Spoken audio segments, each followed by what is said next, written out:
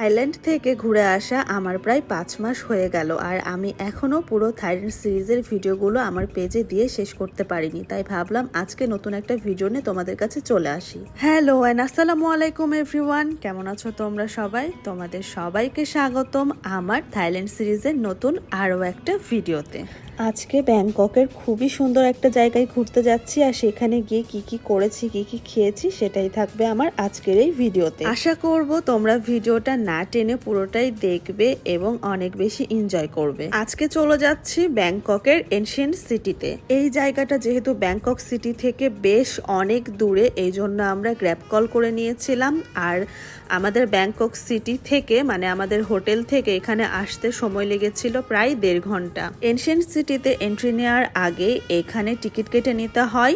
তো আমরা বাংলাদেশ থেকেই অলরেডি অনলাইনে টিকিট কেটে নিয়েছিলাম, এজন্য এখানে এসে তাদেরকে অনলাইন প্রিন্টটা দেখিয়ে দিয়েছিলাম, তারা আমাদেরকে টিকিটের হার্ড কপিটা দিয়ে দিয়েছিল। সাথে তারা আমাদেরকে এই পুরো জায়গাটার একটা ম্যাপ দিয়ে দিয়েছিল, যেই ম্যাপটা অনুসরণ করে আমরা এই পুরো এনশিয়েন্ট সিটিটা ঘুরে দেখব। ফার্স্টে এই জন্য আমরা মিউজিয়ামে চলে এসেছিলাম আর এখানে এসে ম্যাপটা খুব ভালো করে দেখে নিয়েছিলাম। এই ছিল মিউজিয়াম আর এই মিউজিয়ামে ঐতিহাসিক স্থাপনাগুলো সম্পর্কে সবকিছু বর্ণনা দেওয়া ছিল।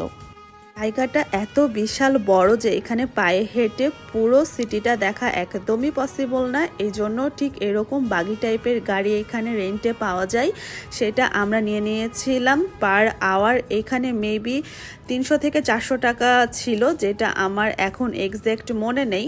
তবে আমরা 2 ঘন্টার জন্য এই বাগিটা নিয়ে নিয়েছিলাম আর এই বাগিটা নেওয়ার জন্য অবশ্যই তাদেরকে ড্রাইভিং লাইসেন্স অথবা পাসপোর্ট জমা দিয়ে তারপর এই বাগিটা নিতে হবে। এছাড়াও সিঙ্গেল আসলে এখানে সাইকেলের ব্যবস্থা আছে, অথবা গ্রুপ নিয়ে আসলে এখানে গাড়ি বা বাসেরও ব্যবস্থা আছে। কিন্তু আমার কাছে সব থেকে বেশি ভালো লেগেছিল এদের এই বাগি সার্ভিস, যেটা নিজেরা ড্রাইভ করে পুরো সিটিটা অনেক সুন্দরভাবে আমরা ঘুরতে পেরেছিলাম। এছাড়াও কেউ যদি তাদের গাড়ি সার্ভিসটা না নিতে চায় তাহলে পায়ে হেঁটেও পুরো সিটিটা এক্সপ্লোর করতে পারবে, কিন্তু আমার কাছে মনে হয় এটা বেশ কষ্টদায়ক হয়ে যাবে, কারণ এত বড় জায়গা পুরোটা পায়ে হেঁটে কমপ্লিট করা একেবারেই পসিবল না।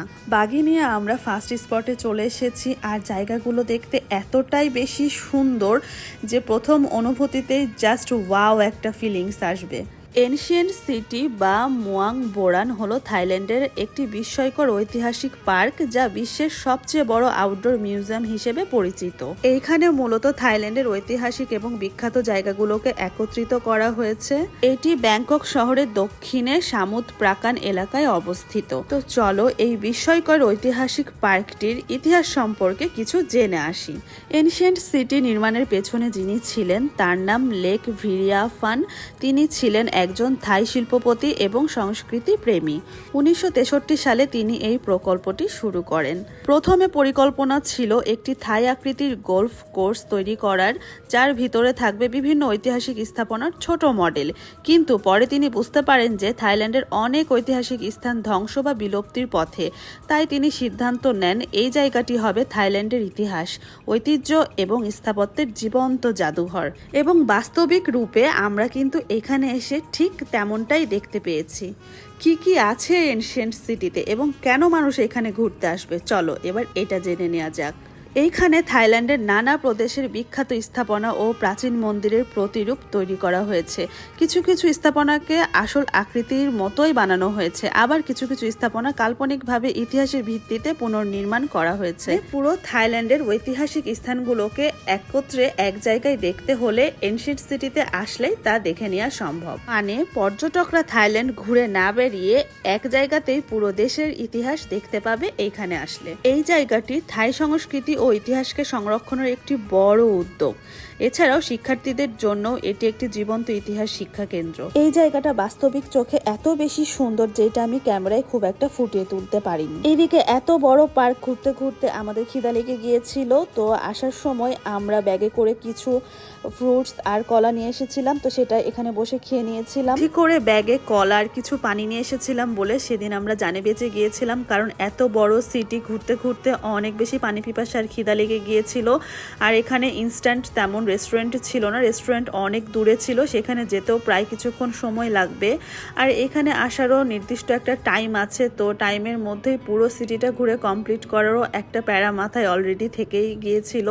এই কারণে খাবার দাবার একটু ব্যাগে করে নিয়ে আসলে সেটা লাইফ টাইম সেভার হিসেবে আসলে কাজ করে যায়। এই জন্য কোথাও ঘুরতে গেলে ব্যাগে করে পর্যাপ্ত পরিমাণ পানি আর কিছু শুকনা খাবার নিয়ে নেওয়াই উত্তম। এখন ঘুরতে ঘুরতে আমরা আরো একটা সুন্দর জায়গায় চলে এসেছি। এটা হলো ভাসমান একটা মার্কেট, এটা ব্যাংককের অরিজিনাল ভাসমান মার্কেটের প্রতীকী রূপ হিসেবেই বানানো হয়েছে। এই জায়গাটা এত বেশি সুন্দর আর অ্যাস্থেটিক্স ছিল, মানে প্রতিটা কর্নার ছবি তোলার জন্য একদম পারফেক্ট একটা প্লেস ছিল। অরিজিনাল ভাসমান মার্কেটে যাওয়ার আমার ইচ্ছা ছিল, কিন্তু সময় স্বল্পতার কারণে সেখানে আর যাওয়া হয়নি। এই জায়গা এত বেশি সুন্দর ছিল, আমি এতদিন পর ভিডিও এডিট করতে যে মনে হচ্ছে আমি আবার উড়ে এখানে চলে যাই। পুরো এনশিয়েন্ট সিটিটার অর্ধেক আমাদের ঘোরা শেষ। আবার আমরা ম্যাপ দেখে নিচ্ছিলাম যে এরপর কোন দিক দিয়ে কোথায় যাব।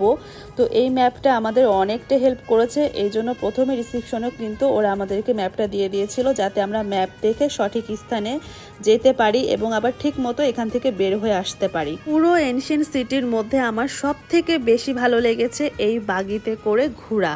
বাগিতে করে যখন ঘুরছিলাম এত বেশি ভালো লাগছিল, মনে হচ্ছিল যে আমরা অন্য কোনো একটা জগতে চলে এসেছি। আর এই জায়গাটা এত সুন্দরভাবে সাজানো ছিল, চারিদিকে শুধু ফুল আর ফুল আর ফুল, কিন্তু আমার অনেক বেশি পছন্দ। জায়গাটা এত বিশাল বড় আর ছবি তোলার এত সুন্দর সুন্দর প্লেস ছিল যে আমি পুরো কনফিউজডই হয়ে গিয়েছিলাম যে কোথায় থামবো আর কোথায় থামবো না, মানে কোন জায়গায় ছবি তুলবো আর কোথায় ছবি তুলবো না। কারণ এত এত সুন্দর জায়গা, কোনো একটা জায়গা মিস হয়ে গেলে মনে হবে চরম আফসোস থেকে যাবে। তবে ছবি তোলা মিস হলেও চোখ দিয়ে আমি এই পুরো এনশিয়েন্ট সিটিটার সৌন্দর্য উপভোগ করে নিয়েছি। আমরা যখন এখানে এসেছিলাম তখন একদম দুপুরের দিকে ছিল, তাই রোদ একদম মাথার উপরে ছিল, গরমটাও অনেক বেশি ছিল। যেহেতু আমরা উইন্টারে এসেছিলাম তাই এই এনশিয়েন্ট সিটিটা 5টার দিকে ক্লোজ হয়ে যাবে। এই কারণে আমরা দিনে দিনে এসেছিলাম, যাতে পুরো দিনটা এখানে খুব ভালো মতো স্পেন্ড করতে পারি। জায়গাটা অনেক বেশি কাম অ্যান্ড পিসফুল ছিল, মনে হচ্ছিল শহরের কোলাহল ছেড়ে কোনো রূপকথার জগতে চলে এসেছি প্রিয় মানুষের সাথে। এবং হ্যাঁ, এটা কিন্তু আমার রূপকথার জগতই ছিল। ঠিক এমন রূপকথার জগতে হাজবেন্ড আর বাচ্চা নিয়ে চলে আসব, আর ঠিক এইভাবেই তিরিং বিরিং করে বেড়াবো। জীবনের সকল দুঃখ কষ্টকে বাই বাই বলে একদিনের জন্য হলেও রূপকথার জগতে তো আসতে পেরেছি, এটাই আমার কাছে অনেক আলহামদুলিল্লাহ।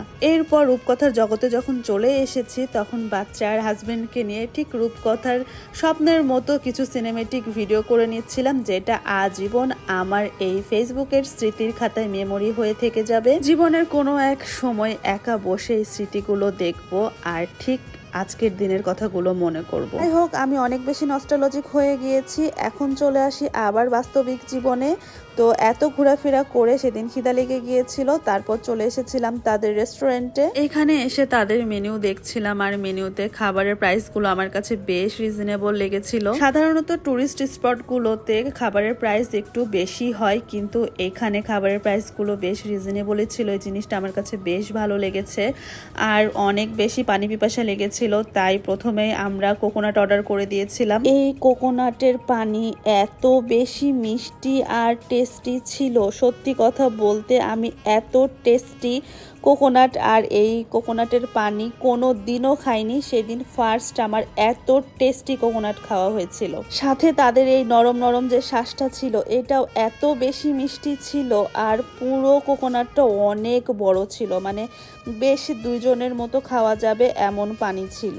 এর মধ্যে আমাদের মেন ডিশ চলে এসেছে। আমরা প্রন রাইস সাথে এই ডিম পোস্টটা নিয়ে নিয়েছিলাম, আর এই খাবারটা আমরা পুরো থাইল্যান্ডে যতদিন ছিলাম ততদিনই প্রায় প্রত্যেক দিনই এই খাবারটা খেয়েছি, রাইস সাথে ডিম পোচ আর সাথে সি ফুড। মানে খাবারটা এত বেশি মজা, তাদের আমার এই থাই ফুডটা খুবই বেশি পছন্দ। আর থাইল্যান্ডের এই খাবারগুলো এত বেশি টেস্টি হওয়ার কারণটা আমি বের করতে পেরেছি, কারণ তাদের এই সি ফুডগুলো একদমই ফ্রেশ থাকে এবং তারা খুব সুন্দরভাবে ফ্রেশলি কুক করে দেয়, এই জন্য খাবারগুলো এত বেশি টেস্টি হয়। যেমন এই প্রনটা একদম ফ্রেশ ছিল। মানে জাস্ট মুখে দিলে ওয়াও একটা ফিল আসবে। অরিজিনাল থাই ফুডের ফ্লেভারটা একেবারেই ডিফারেন্ট, আর এই ডিফারেন্ট টেস্টটা আমার কাছে অনেক বেশি ভালো লাগে। অনেক মজার খাবার দাবার খেয়ে এখন এত সুন্দর রাস্তা দেখতে দেখতে আমরা আবার হোটেলে ব্যাক করছি। সাথে ভিডিওটাও আমি এখানেই শেষ করে দিচ্ছি। আশা করি আজকের ভিডিওটা তোমাদের বেশ ভালো লাগবে, আর ভালো লেগে থাকলে প্লিজ আমার পেজে একটা লাইক আর ফলো দিয়ে পাশেই থেকো, কারণ লাইক আর ফলো দিলে আমরা কিন্তু আরো উৎসাহিত হব নতুন নতুন ভিডিও মেক করার। তো আজকের মতো এখানেই বিদায় নিয়ে নিলাম। সবাই ভালো থেকো, সুস্থ থেকো, দেখা হয়ে যাবে আমার নেক্সট কোনো ভিডিওতে। টিল দেন আল্লাহ হাফেজ, টাটা।